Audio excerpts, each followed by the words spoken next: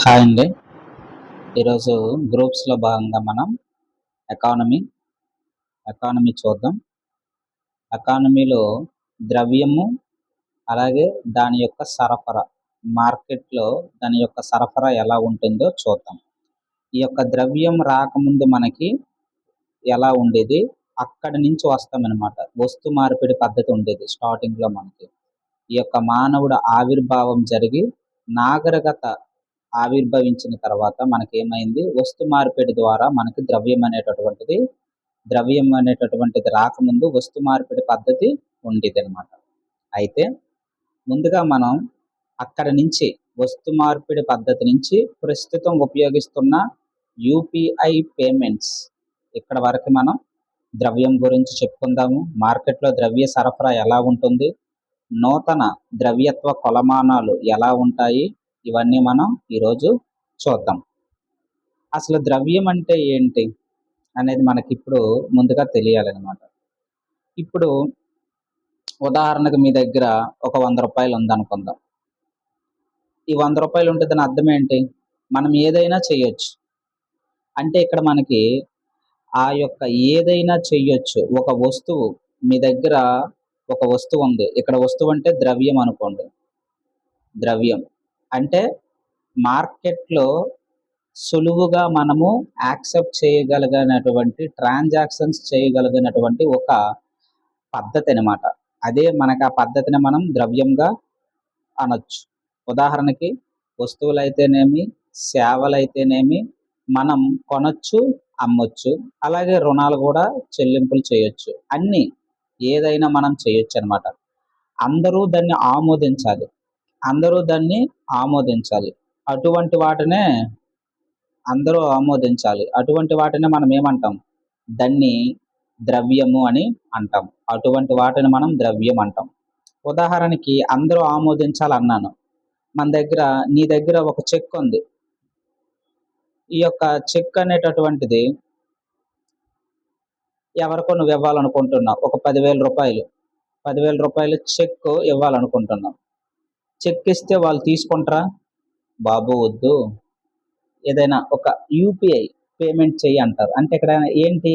ఇది అందరూ ఆమోదించే ట్రాన్సాక్షన్ కాదనమాట. ఇది అందరూ ఆమోదించేటటువంటిది కాదు. ఇది లిక్విడిటీ అనేటటువంటిది తక్కువ. చెక్‌కి తక్కువ. అలాగే డిమాండ్ డ్రాఫ్ట్ డీడీ తీస్తామనమాట.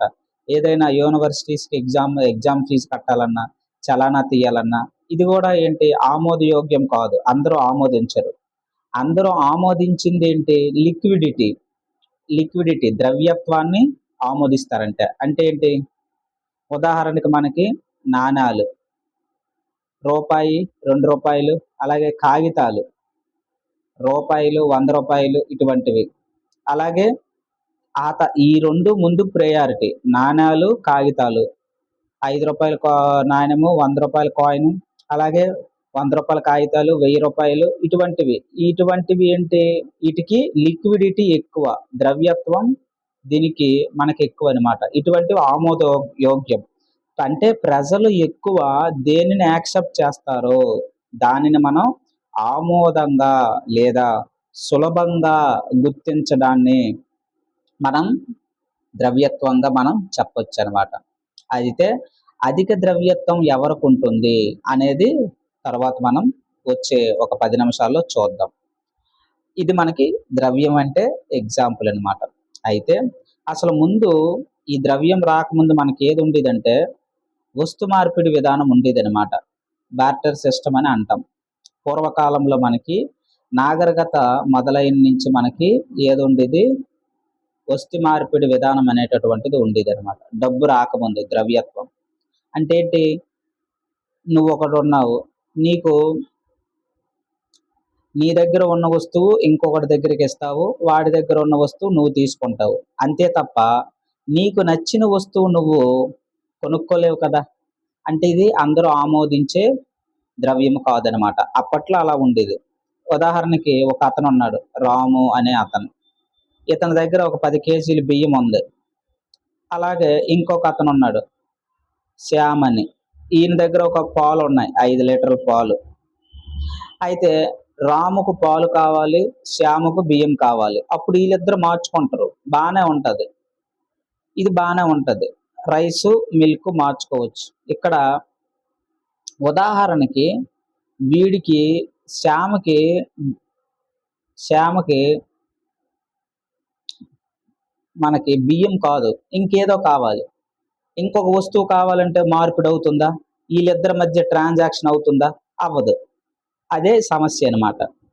ఆ సమస్య ఏంటంటే చూడండి, double co incidence of wands అంటాం. ఉదాహరణకి ఇద్దరు అవసరాలు సరిపోవాలి, కానీ ఇక్కడ సరిపోవన్నమాట. ఎందుకంటే ఫర్ ఎగ్జాంపుల్ మనకి రాము దగ్గర బియ్యం ఉన్నాయి, అతనికి ఏంటి కావాలి? పాలు కావాలి. కానీ పాలవాడికి బియ్యం అవసరంలా, పాలవాడికి ఈ బియ్యం అవసరం లేదు. అతనికి ఏంటి కావాలి? పాలవాడికి బట్టలు కావాలి. అప్పుడు వీళ్ళిద్దరి మధ్య ట్రాన్సాక్షన్ అవుతుందా? వీలవ్వదు. ఎందుకంటే వాడికి అవసరమైనది వీడి దగ్గర లేదు. కాబట్టి ఇది ఇష్యూ అనేటటువంటిది ఇక్కడ మనం ఫేస్ చేస్తామన్నమాట. అందుకే ఇది ఎక్కువగా ఆమోదయోగ్యం కాదనమాట. దీన్నే మనం ఏమంటాము? డబల్ కోఇన్సిడెన్స్ ఆఫ్ వాంట్స్ అంటాం. అందుకే మరి ఎలా వాడికి కావాల్సిన అవసరం ఎలా తీర్చుకుంటారు? అప్పుడు వీడేం చేస్తాడు? రాము బియ్యం అమ్మేసి డబ్బు తెచ్చుకుంటాడు. ఆ డబ్బుతోని పాలు కొనుక్కోవాలి. అంటే ఇక్కడ ద్రవ్యం అనేటటువంటిది ఎలా పనిచేసింది? మనకి వాడి యొక్క సమస్యని తీర్చింది. వాడి యొక్క సమస్యని తీర్చింది.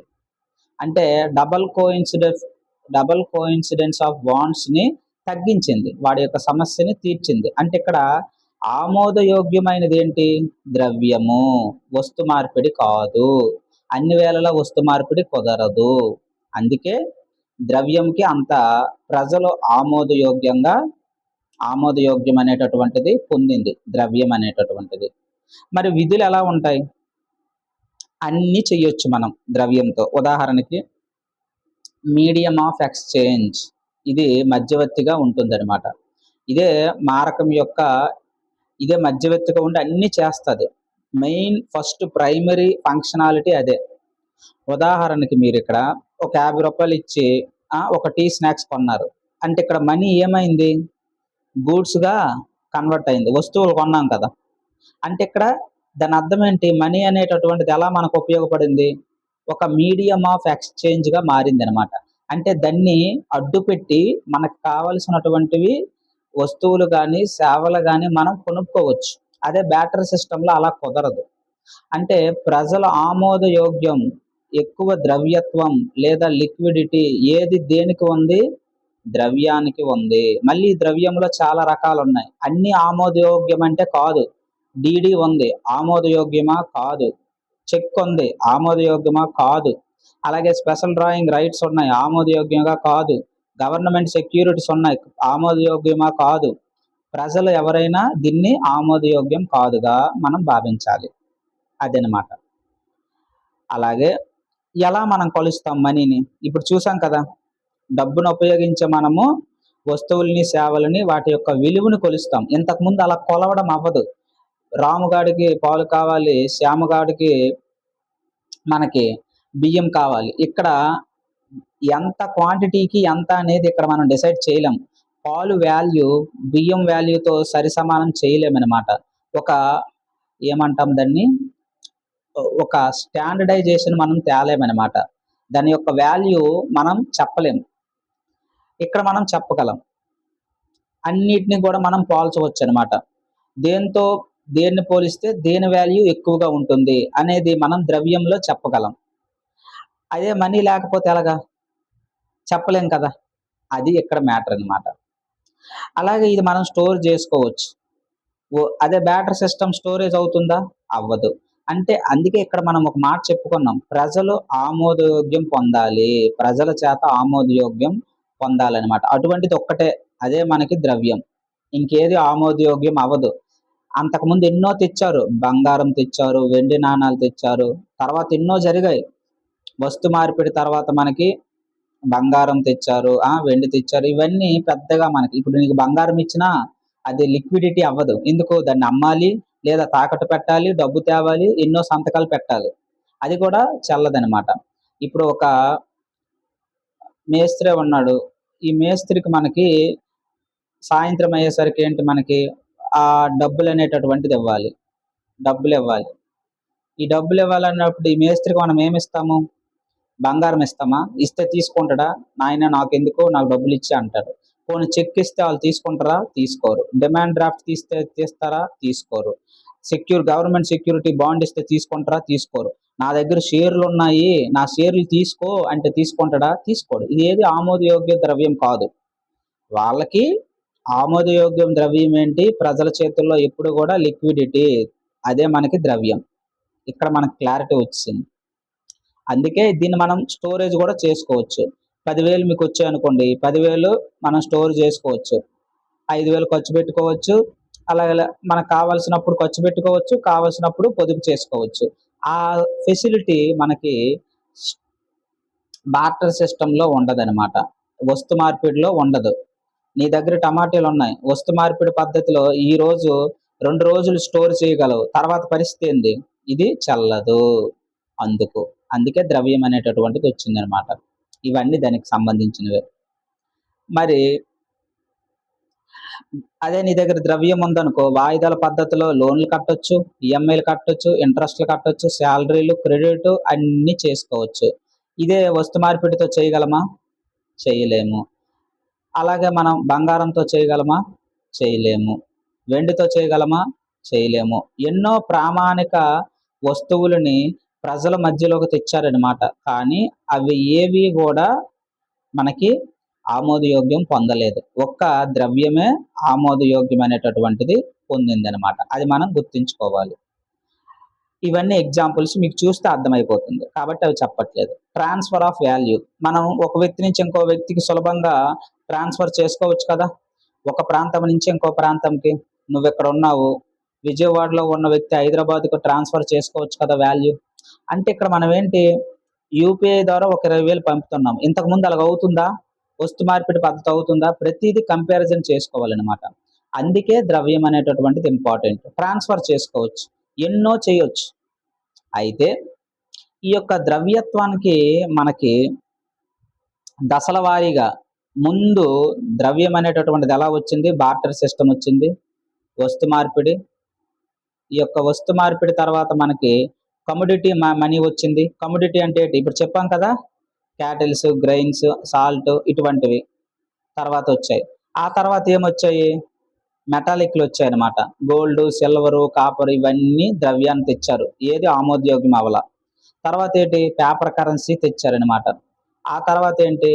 మనకి బ్యాంక్ అనేటటువంటిది ఇవి తెచ్చింది. చెక్కులు, డిమాండ్ డిపాజిట్స్.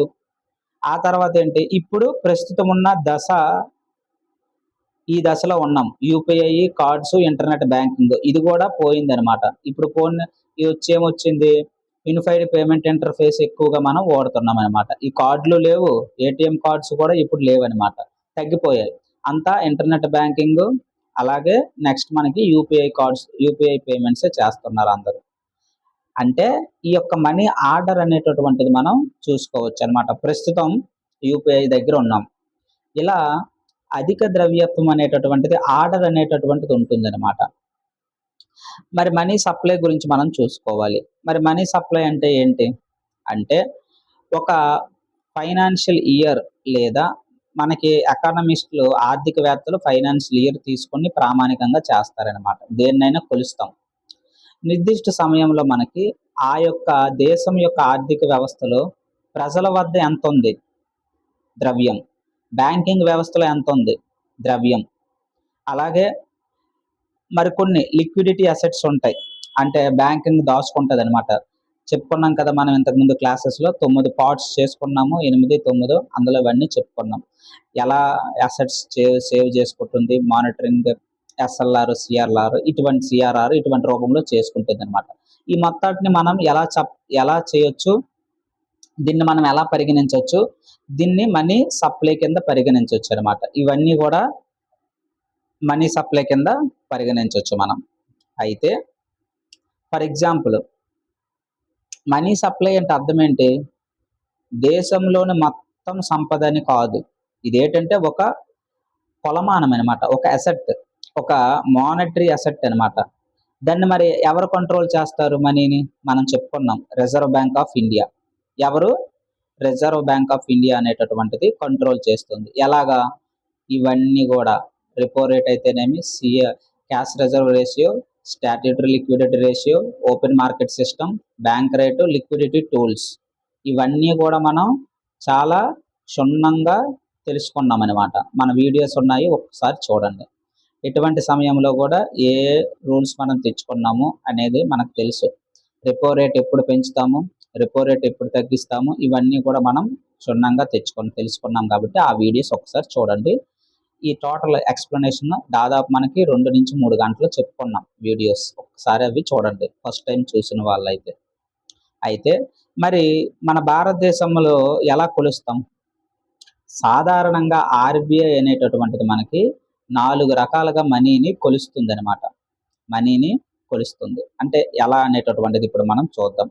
ఉదాహరణకి మనకి ఈ యొక్క మనీని అనేటటువంటిది మనకి 4 రకాలుగా కొలుస్తుందనమాట. First one M1. ఈ M1 అంటే అర్థం ఏంటంటే కరెన్సీ, అలాగే డిమాండ్ డిపాజిట్స్, అలాగే అదర్ డిపాజిట్స్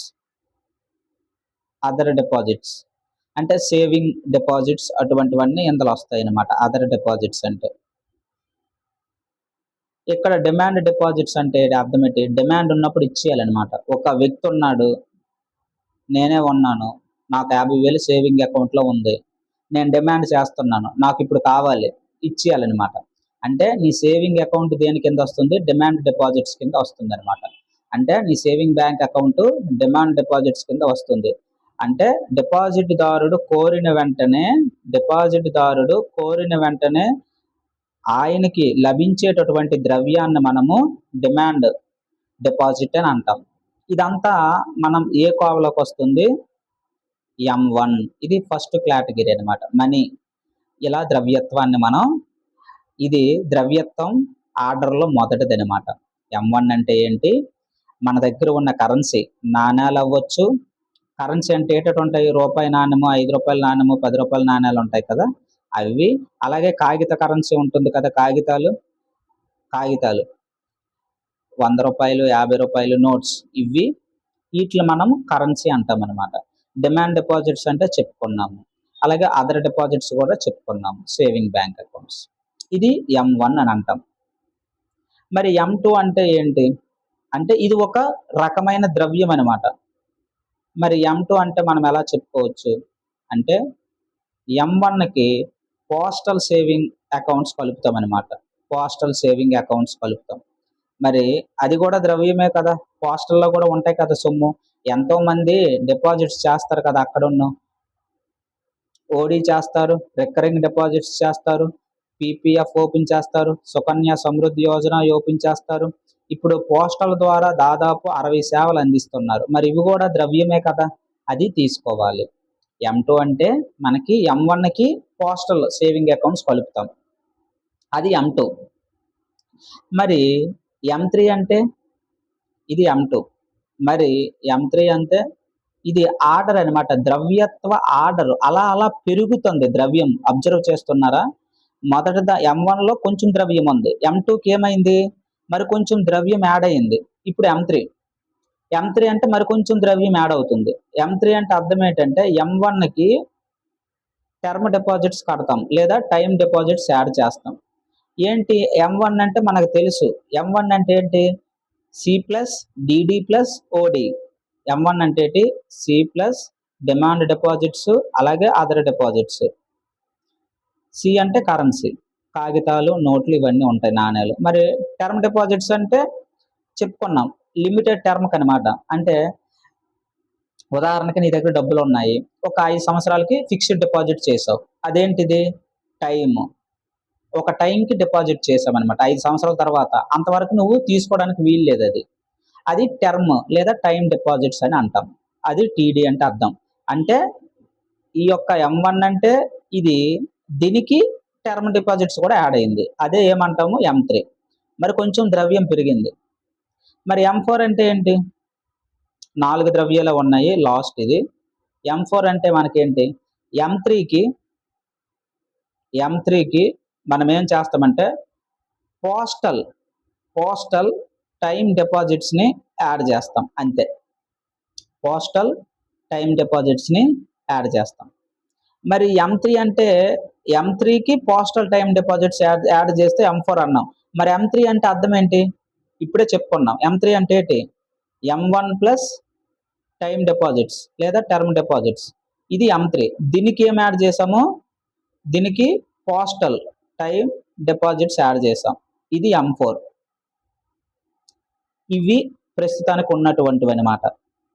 అయితే ఈ ద్రవ్యాలు అన్నీ కూడా మనకి ఒక్కొక్క టైంలో ఒక్కొక్కటి మనం ఫాలో అయ్యామన్నమాట. మన భారతదేశంలో చూసుకుంటే ఈ 4 గుర్తించుకోండి. ఎనీవే మన దగ్గర మెటీరియల్ ఉంది, ప్రొవైడ్ చేస్తాను. ఇక్కడ మనకి ఇంపార్టెంట్ ఏంటంటే మన భారతదేశం అనేటటువంటిది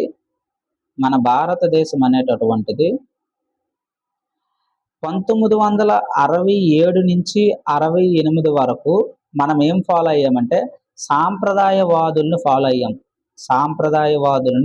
ఫాలో అయ్యామన్నమాట. ఈ సాంప్రదాయవాదులు ఎవరంటే ఫారినర్స్ అనమాట. వాళ్ళొకరు సపరేట్గా ఉన్నారు. వాళ్ళని మనం సాంప్రదాయవాదులు అంటాం. అంటే వాళ్ళు ఏంటి ఫాలో అయ్యారంటే, మనీ అంటే వాళ్ళు ఏం కాలిక్యులేషన్ చేశారంటే C+DD. మన దగ్గర ఉన్న ప్రజల దగ్గర ఉన్న కరెన్సీ డిమాండ్ డిపాజిట్సే, వాటిల్నే మనం ఫాలో అయ్యాం. ఆ యొక్క ద్రవ్యత్వ సరఫరాని 67 నుంచి 97 దాకా ఏం ఫాలో అయ్యామంటే మనము 67 నుంచి 97 దాకా మనీ అంటే అర్థం ఏంటంటే, అప్పుడు వరకు మనకు మనీ అంటే ఈ రెండింటికి ఇంకొకటి యాడ్ అయింది, టైమ్ డిపాజిట్స్ లేదా టర్మ్ డిపాజిట్స్. ఇది ఎవరు తీసుకొచ్చారంటే 67 నుంచి 97 దాకా ఇది ఎవరిని ఫాలో అయ్యామంటే మనము చికాగో యూనివర్సిటీ అనేటటువంటిది వాళ్ళు, ఇది స్ట్రక్చరు, ఈ విశ్వవిద్యాలయం చికాగో విశ్వవిద్యాలయం వారు డిజైన్ చేశారనమాట. దాన్ని మనం తీసుకొని ఫాలో అయ్యాం. అది 97 దాకా మనం ఫాలో అయ్యామన్నమాట. 97 నుంచి 98 ఆ మధ్యలో మనం RBIని ఫాలో అయ్యాం. RBI తీసుకొచ్చింది అనమాట. మన దేశంలో కరెన్సీ 4 రకాలుగా ఉండేది. ఇప్పుడు చెప్పుకున్నాం కదా ఆల్రెడీ, ఈ 4 రకాలుగా ఉండేది అనమాట. ఇప్పుడు చెప్పుకున్నదంతా ఏంటి, మనం 98 నుంచి ఫాలో అయ్యింది అనమాట.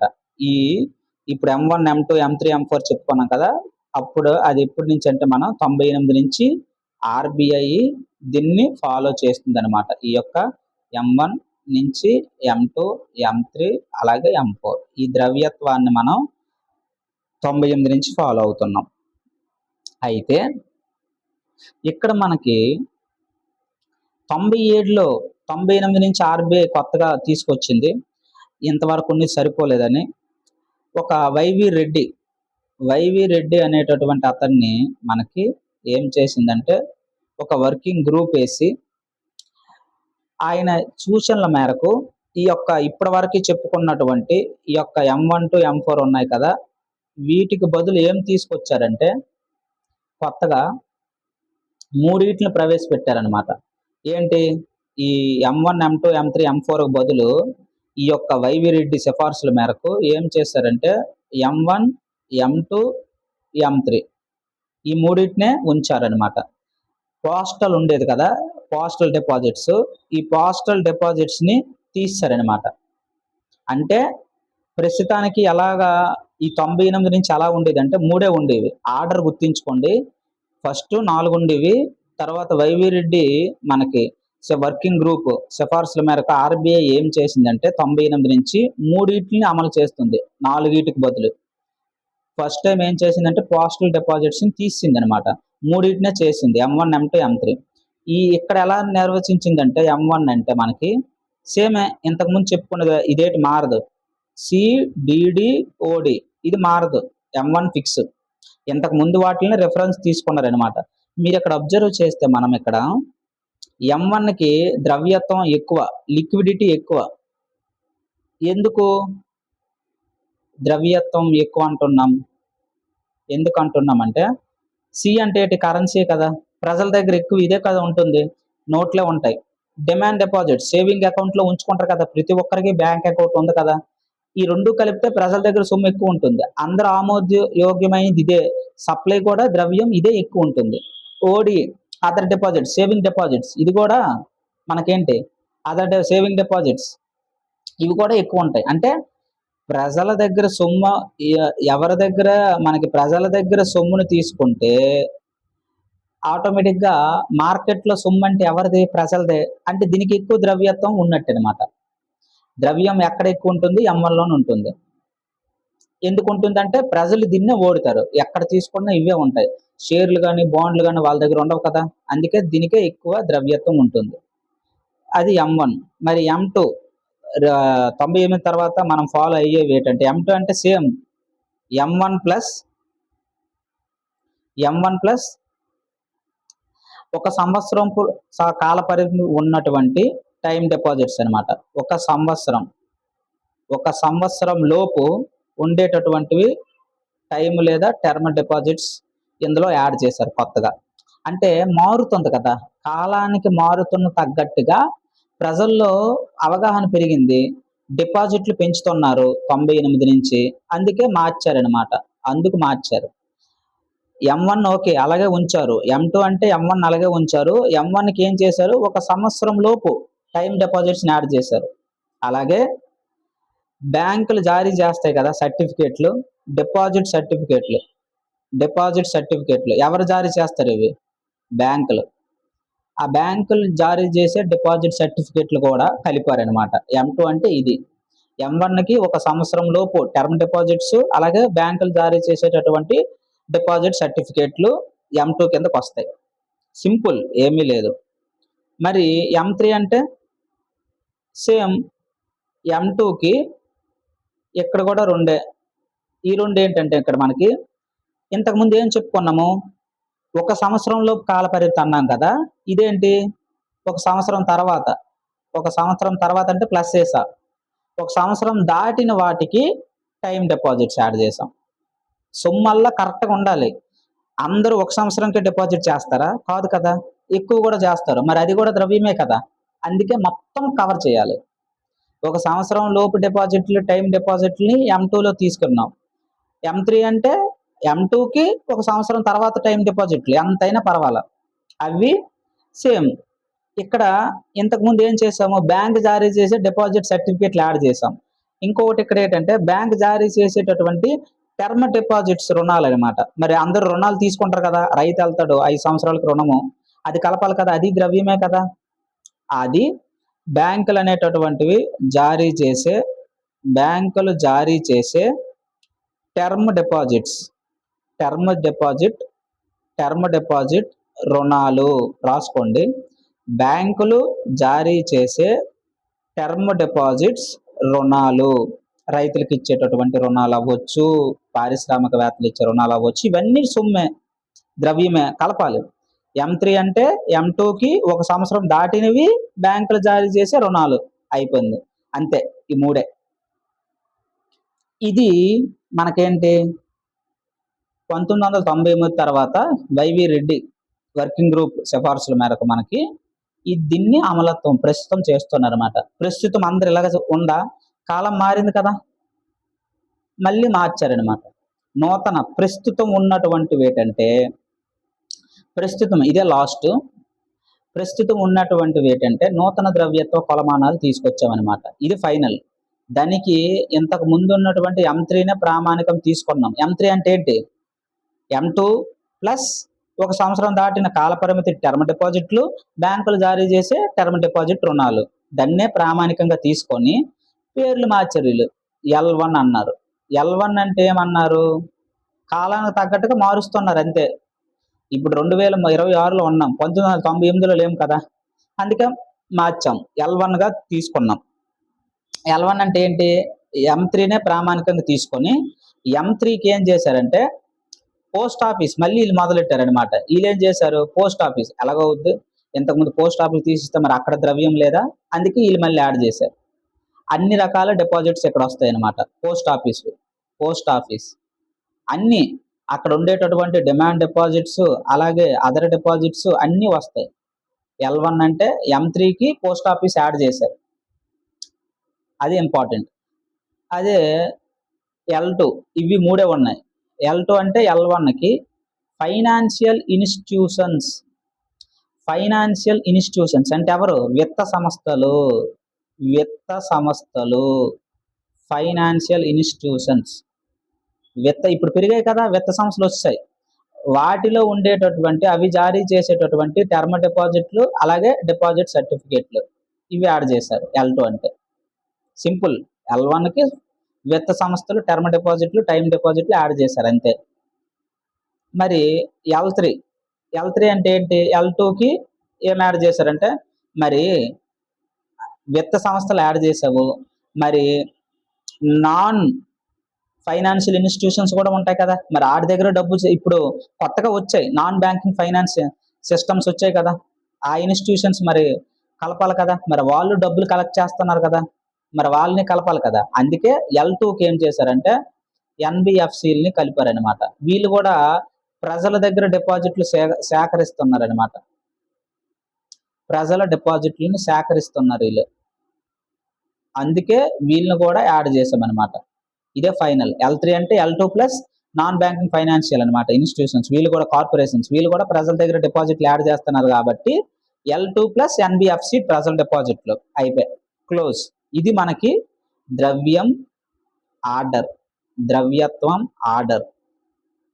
ఎగ్జామినర్ బిట్ ఎలాగైనా అడగొచ్చు, బిట్ బట్టి మనం వెళ్ళాలి. 97, 98 తర్వాత ద్రవ్యం అంటే ఇవన్నీ యాడ్ అవుతాయి. 97కి ముందు ద్రవ్యం అంటే M1, M2, M3, M4. గుర్తించుకోండి, అడిగిన ప్రశ్న బట్టి మనం వెళ్ళాలి. అంతేగాని ద్రవ్యం అంటే ప్రస్తుతం ఇదే ఉంది కదని ఇదే ఆప్షన్ ఇస్తాడు, ఇది పెట్టకూడదు. మనం L2 ప్లస్ NBFC ప్రజల డిపాజిట్లు అని పెట్టకూడదు. ఆడు ఏం అడిగాడు చూసి పెట్టాలి. నూతన ద్రవ్యత్వ కొలమానాలు ప్రకారంగా ప్రస్తుతం ఉన్న ద్రవ్యం, అందుబాటులో ఉన్న ద్రవ్యం అనేటటువంటిది అడిగితే అప్పుడు ఇది పెట్టాలి. చాలా ఇంపార్టెంట్. ఇప్పుడు 1 by 1 మనము చూద్దాం. ఈ కాన్సెప్ట్ మనకు అర్థమైంది కదా. చూడండి, ఈ 4 ఉన్నాయని మనం చెప్పుకున్నాము.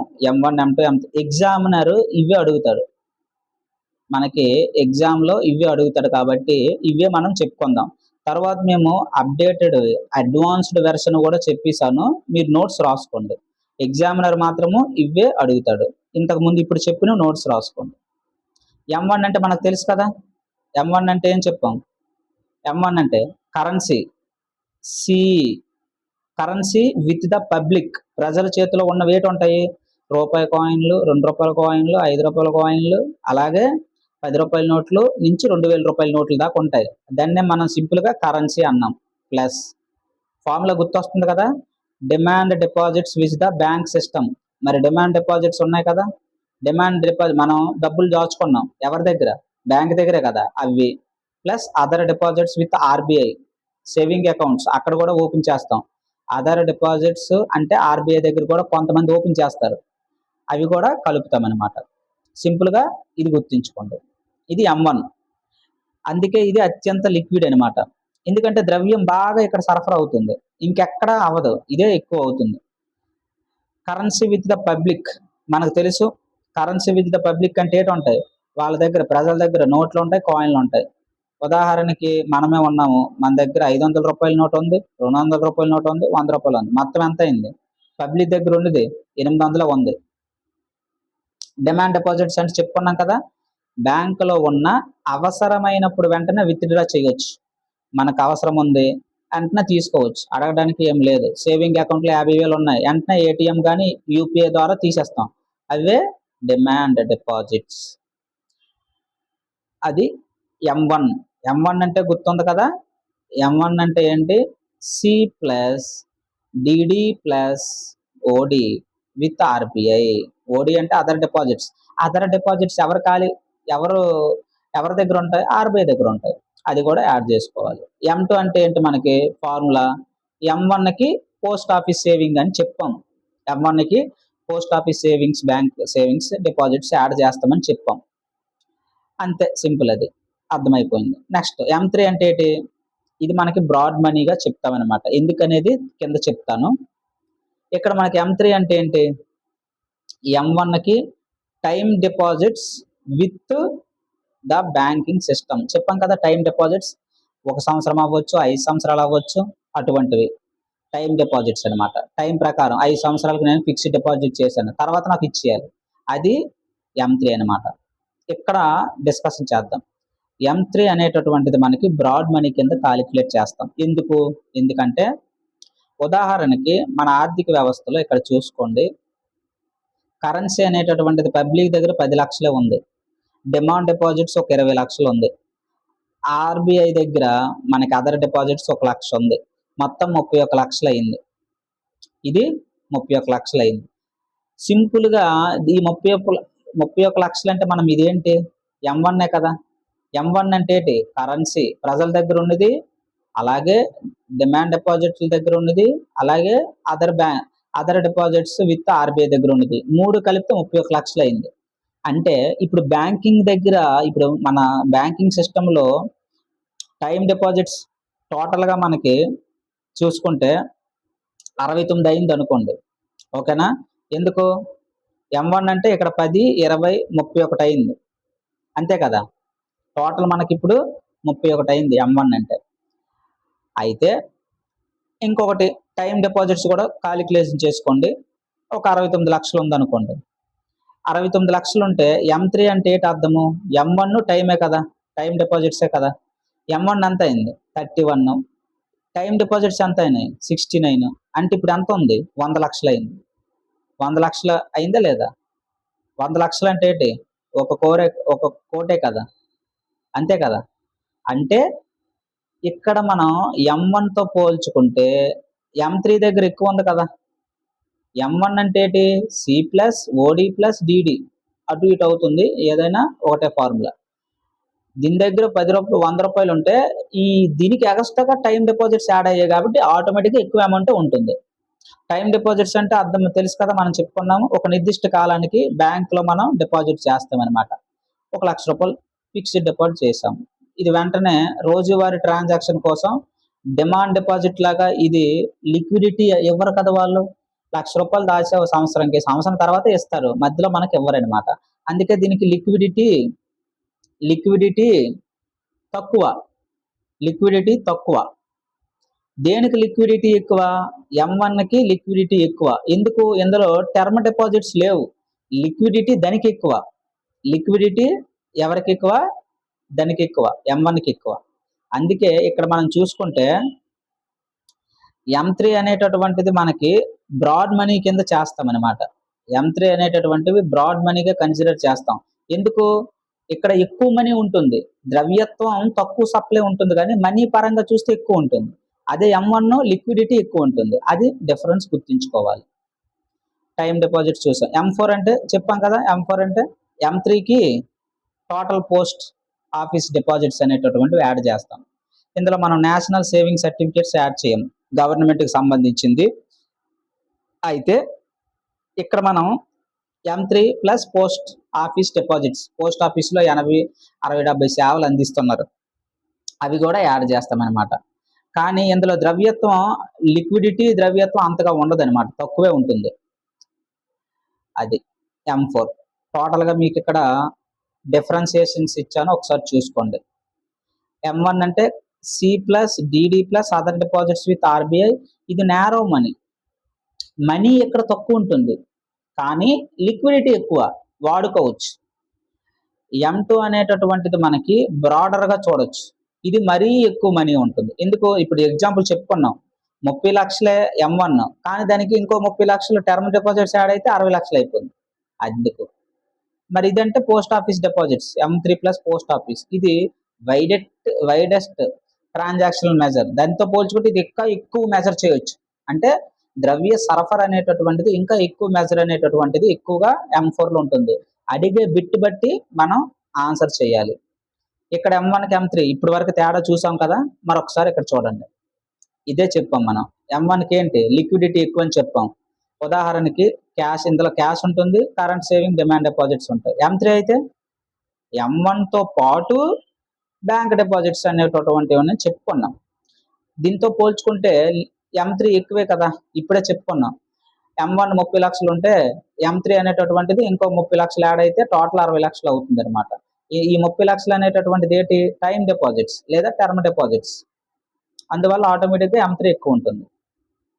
అందుకే మనం ఏమన్నాము, M3ని బ్రాడ్ మనీ అంటాం, M1ని నారో మనీ అంటాం, M1ని నారో మనీ అని అంటాం, గుర్తుంచుకోండి.